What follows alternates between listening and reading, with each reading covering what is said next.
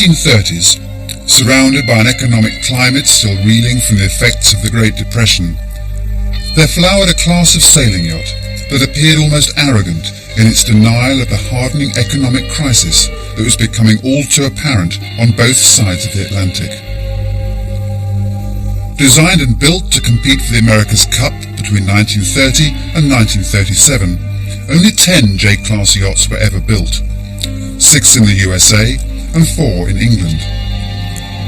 Sophisticated, costly, fragile and uncomfortable, their unique combination of size, speed and undeniable beauty assured the J's a place in the hearts of the public on both sides of the Atlantic and earned them their legendary reputation as the most famous and emotive class of sailing yacht the world has ever seen.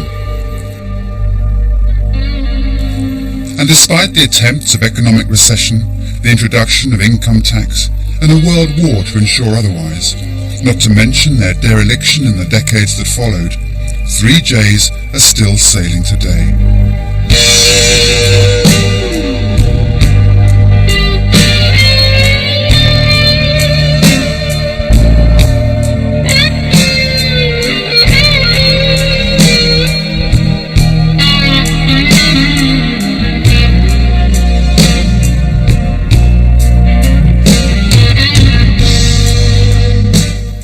Shamrock 5, Velsheda and Endeavour. All 3 were built on the south coast of England, and despite extensive modifications will forever be seen as a breathtaking reminder of a bygone era.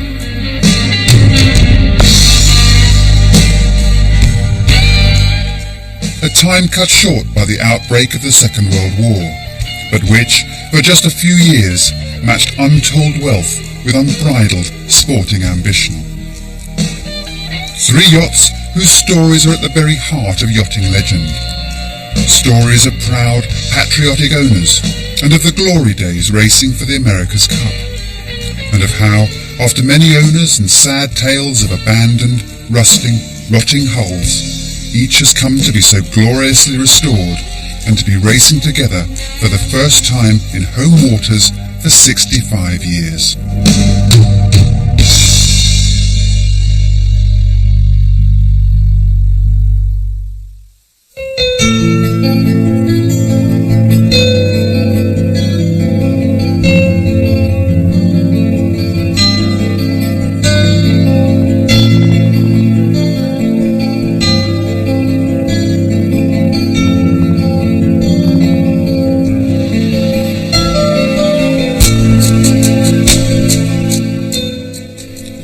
A June morning on the south coast of England, the J-class yacht Velsheda slips almost unnoticed into the Solent, past the smoky chimneys of the Fawley oil refinery and onto her berth at the head of Southampton Water.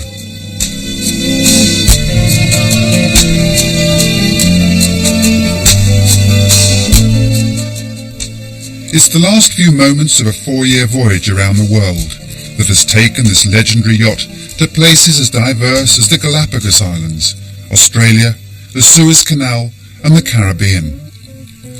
But more significantly, it's to be the first time in 65 years that Velsheda has berthed alongside her only 2 remaining sisters in home waters.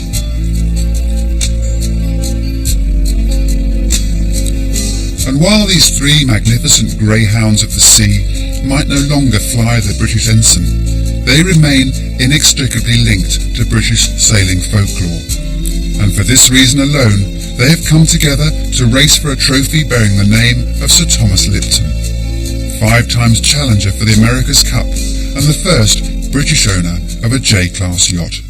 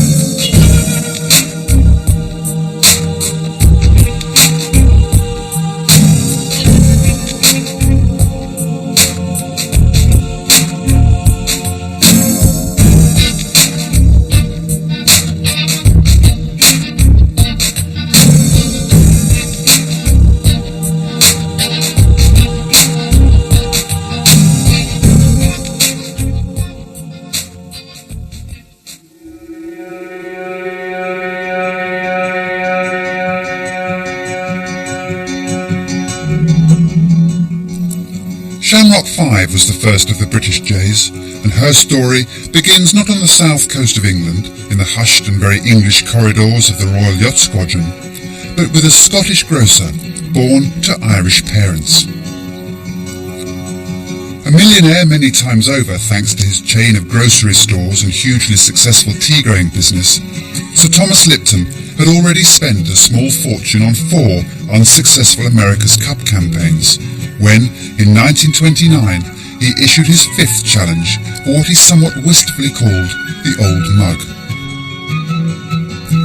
In the 10 years since his last challenge, handicap racing had been abandoned in favour of level rating, and it had been agreed that all potential defenders and challengers for the Cup were to be built to the American Universal Rule, and with a waterline length of between 75 and 87 feet, the definition of the J class. For the design of his latest challenger, Lipton looked once again to Charles Nicholson, who, working within the constraints of this new J class rule, produced one of the most beautiful yachts ever seen.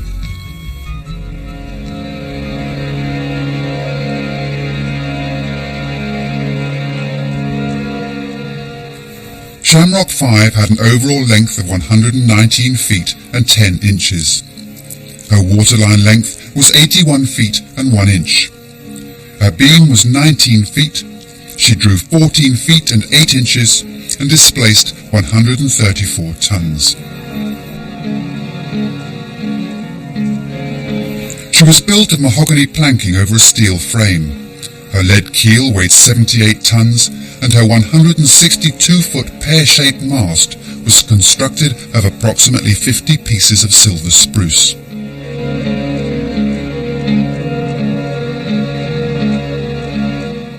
With a temporary ketch rig in place for the transatlantic voyage, Shamrock 5 set sail for America, having sailed in 22 domestic races. Of these, she had won no less than 15, and finished second in 4. A record that had British yachting journalists sharpening their pencils in eager anticipation of the Cup's imminent return.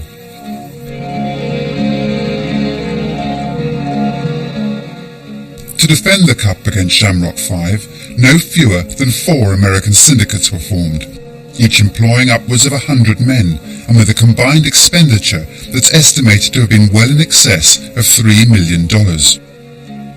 The yacht they planned to race against cost a mere £30,000.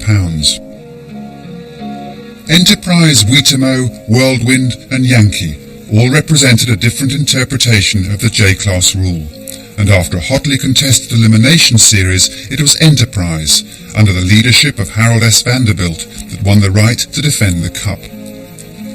With her revolutionary lightweight alloy mast and an equally revolutionary Park Avenue boom that allowed additional shaping of the mainsail, as well as winches to help trim her sails, Enterprise denied the British boat a single win, and Lipton once again returned home empty-handed.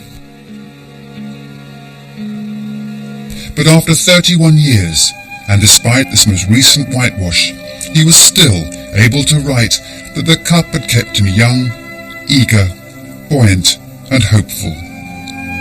And there was even talk of a 6th challenge. England, however, was in economic decline, and the negotiations were put on hold, and there they would stay. For on October the 2nd, 1931, the grand old man of British yachting died. His legacy, a yacht as beautiful today as she was when she was launched over 70 years ago.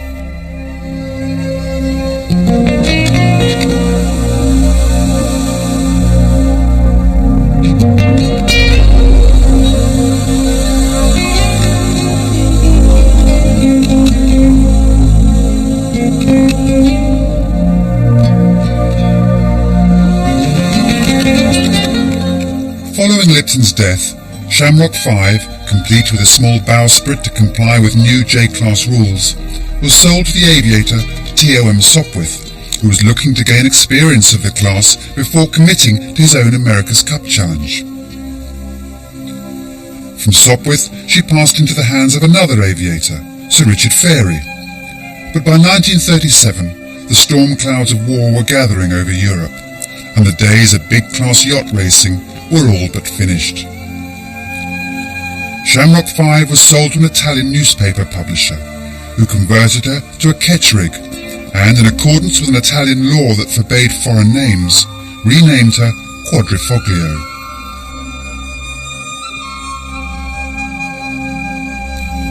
Mystery surrounds her whereabouts during the war, but popular myth suggests that she was laid up in a hay barn in Italy, even managing to hold on to her precious lead keel, which, had its whereabouts been known, would almost certainly have been melted down and turned into bullets.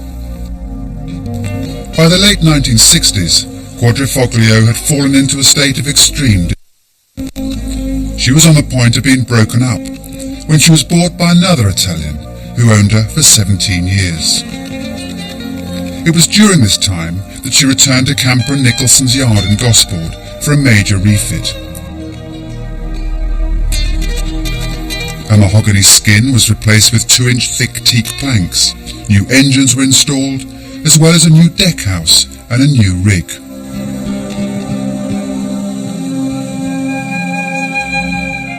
Since then, Shamrock 5, as she is now once again known, has had a number of owners, and at least 2 extensive refits, the most recent of which was completed in 2001, having taken 145,000 hours, and which included major work on her hull, interior, and on deck, where she has pioneered the use of titanium nitride to electronically plate all her winches and other deck hardware to give them the appearance of bronze.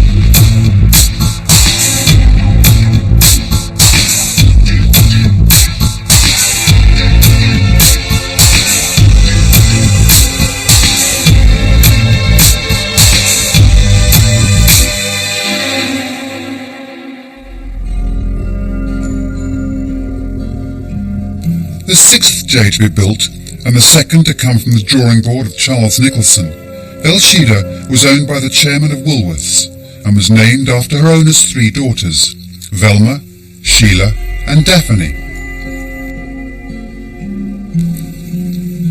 W. F. Stevenson was no yachtsman, but his support of big-class yachting was considerable, and those associated with the class were delighted that here was someone prepared to invest a small fortune in building and maintaining a J with apparently no intention of challenging for the America's Cup.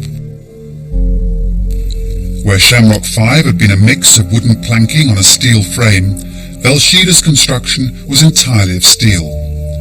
With an overall length of almost 128 feet, she measured 83 feet on the waterline, displaced 145 tons, and carried approximately 7,600 square feet of sail area. In her time, she was the most technologically advanced yacht on the water, boasting major developments in almost all areas of her design, from sailcloth to deck gear. And there was little doubt that she was a winner.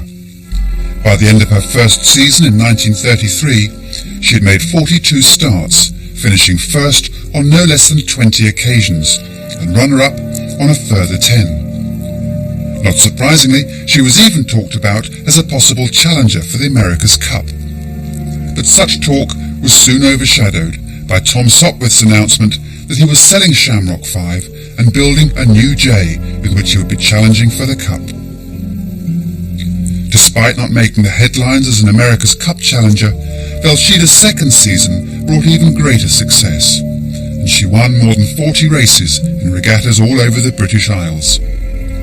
Her place alongside yachting's finest was assured.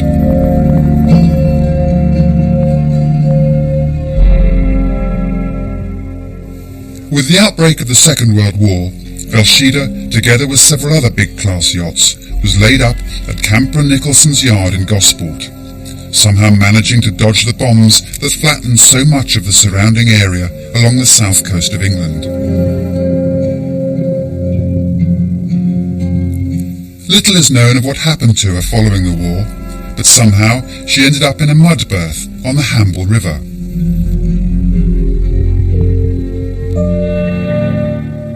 In the early 1980s, one owner gave her a new steel mast and a modestly refitted interior, and, still without an engine, she was a regular sight in the Solent, rekindling memories of some 50 years before.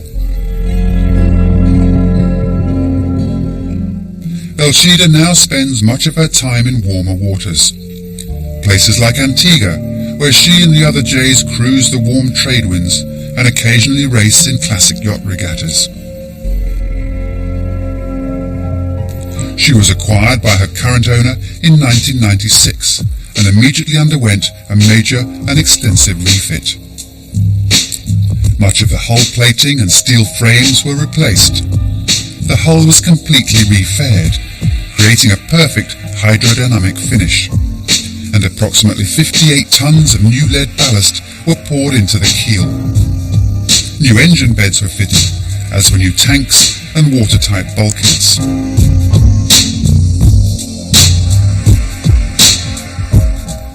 New mahogany deck houses, cockpits, skylights and hatches have all been designed and fitted, as has a new teak deck complete with custom designed and personalised deck hardware.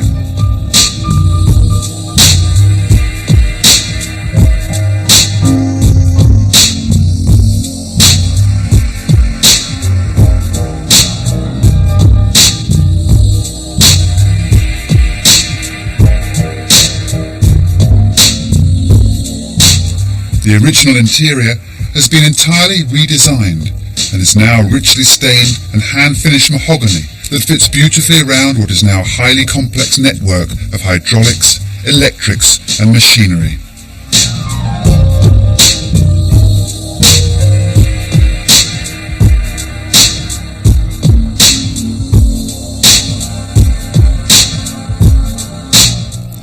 On deck, Velsheda has a new 180-foot one-piece carbon mast and custom-designed high-strength rigging, as well as a comprehensive suite of computer-designed sails, including a massive 12,500 square foot symmetrical spinnaker.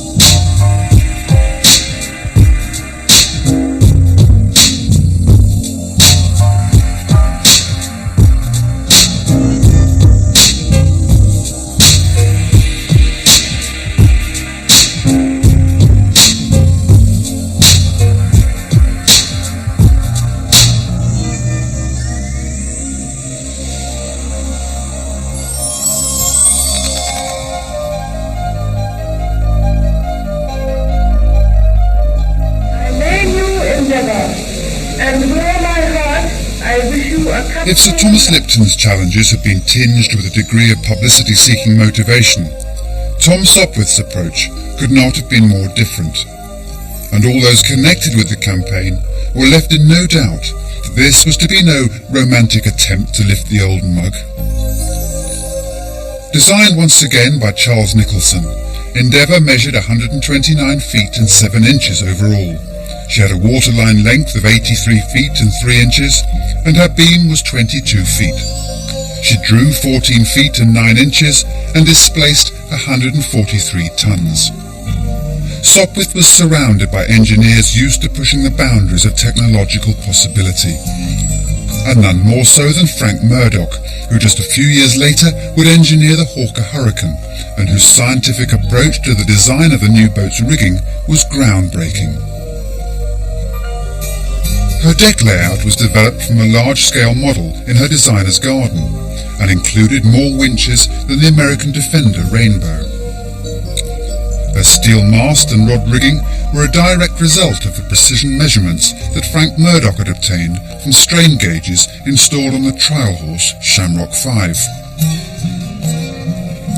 Murdoch was also responsible for simple electromagnetic wind and wind speed indicators located at the top of the mast and linked to dials in the cockpit. Endeavour also pioneered the development of the quadrilateral double-clewed headsail, but word somehow got back to Rainbow's camp, and the Defender wasted no time in developing her own version of these highly powered headsails. Endeavour proved formidable in early season races, and of her 12 starts before departing for America, she finished first in 8 and second in 3.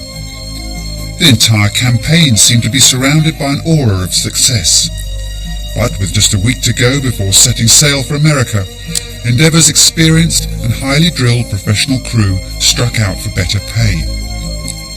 Sopwith stood his ground, and 13 of the crew packed their bags and left the dock. A hastily assembled and inexperienced amateur crew was recruited in their place, and Endeavour duly set sail for America.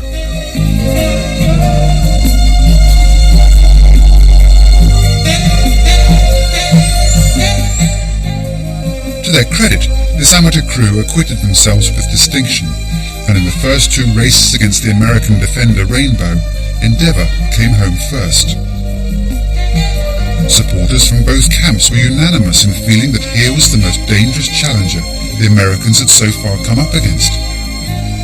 Rainbow's owner and skipper Mike Vanderbilt later wrote that at this point, as far as he was concerned, the America's Cup was on its way back to England.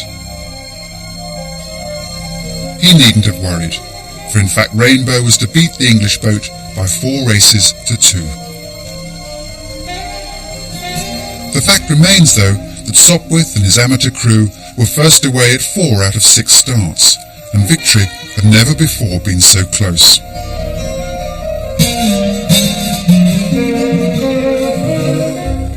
Despite her failure to bring back the Cup in 1934, Endeavour's time as one of the top racing yachts of her day was by no means over.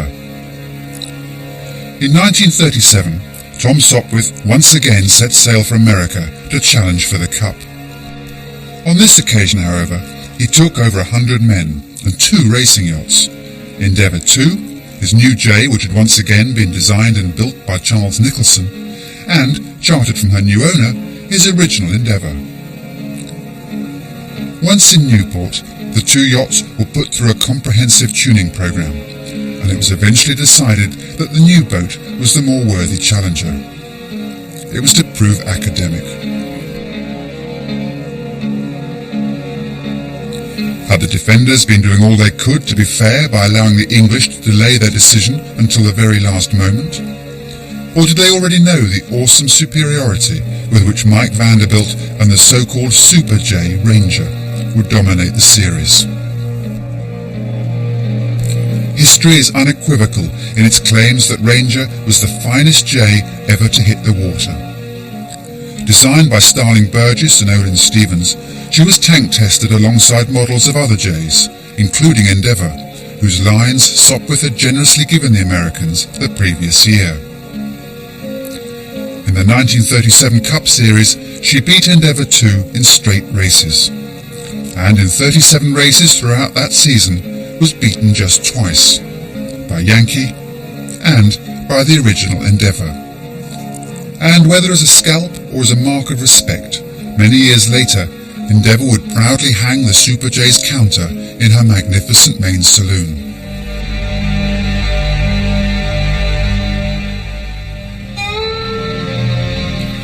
Over the next 46 years, Endeavour passed through many hands, her fate often hanging by a thread. In 1947 she was sold to a scrap merchant, only to be saved by another buyer just hours before her demolition was due to begin. In the 1970s, she sank in the Medina River in Cowes on the Isle of Wight. Little remained of her interior. Most of her gear had been vandalised, and her deck was rotten. This time, she was saved by a carpenter, who, so the story goes, paid just £10 for her, patched the holes in her hull with plastic bags, and floated her back to the mainland. On a tiny budget, and with little outside support, he and a partner managed to replace much of Endeavour's superstructure. But 5 years later, disillusioned and broke, they threw in the towel. What is almost certain, though, is that without this period in her life, Endeavour would probably never have sailed again.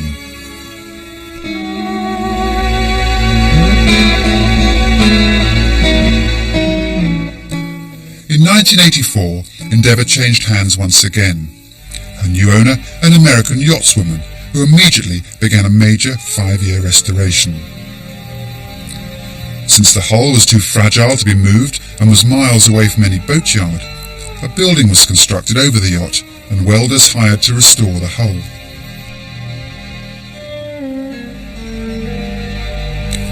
Of the original Camper and Nicholson work, only the heavily reinforced stern post and an area of steelwork by her mast remained. Everything else was replaced. Her newly seaworthy hull was launched and towed to Holland, where it was put on a barge and transported to a specialist shipyard. The spars and rigging were fitted, and the mechanical and electrical systems installed.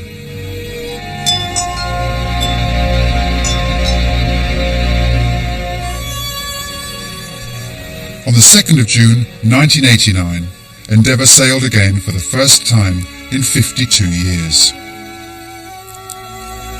Since then she's changed hands again, her current owner commenting that no one actually owns Endeavour, but she is part of yachting history, and he is simply proud to be her current caretaker.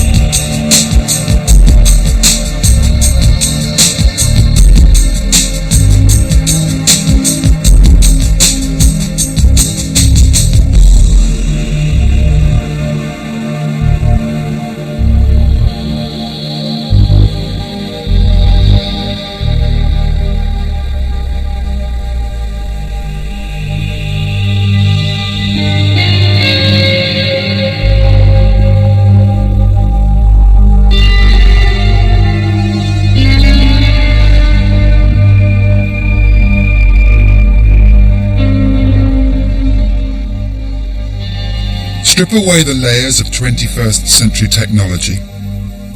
Look behind the richly stained panels of the stately interiors, and what you'll find are the proud beating hearts of 3 legendary yachts that have defied the passing of time. And while it may have been Endeavour who took the trophy at the end of the 3 days racing, the real winners of this unique event are all those who have ever been touched by true beauty, and who were fortunate enough, for however brief the moment, to be present when the Jays came home.